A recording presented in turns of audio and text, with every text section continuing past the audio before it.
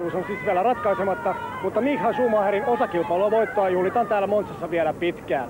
Tässä pitäisi olla maailmanmestaruuden ratkaisun makua. Damon Hill ajaa kärjessä, mutta matka Monzan maaliin on pitkä. Sen sijaan McLarenin David Coulthard saa kunnian olla ensimmäinen keskeyttäjä. Ja vain hetki, kun ratamerkkinä käytetyt irtorenkaat lentelevät radalle, Mika Häkkinen menettää etusiiven ja piipahtaa varikolla. Mutta suomalainen palaa tuulispäänä radalle. Mestaruus ei ratkea Monzassa. Rengaspinot katkaisevat Hillin matkan.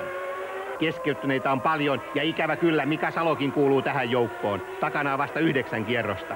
Se kuulosti vähän omituisen koko ajan. Se vapaamatti samalla aikaa 2 kertaa ja meni ihan sama juttu. Rupee huumori loppuun. Eikä mitään syytä löydy tuohon, että nuo moottorit eivät todellakaan kestä. Muut kyllä, mä oon nähnyt niitä sisältä ikinä.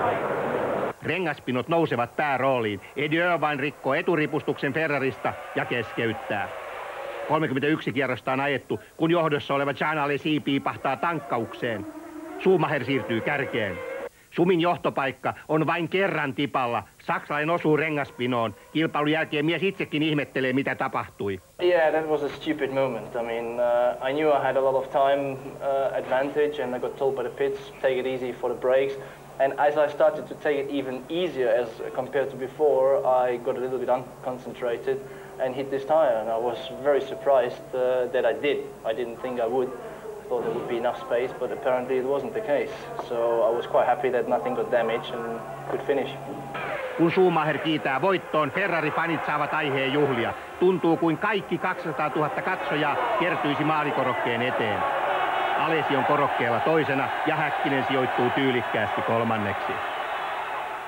Se on vaan näin, että homma näyttää paremmalta ja kovempaa mennään koko ajan. Sillä mä oon mitään. Ja niin kuin tämän huonon onnen takia tänään niin menetin ehkä tuon korkeimman sijoituksen, tuon korkeamman pallin, mutta ei mitään. Tässä jatketaan kovaa vauhtia ja ei luovuteta, koska se voitto tulee sieltä nyt. Ei sillä maa mitään. Me tehdään se väkisin.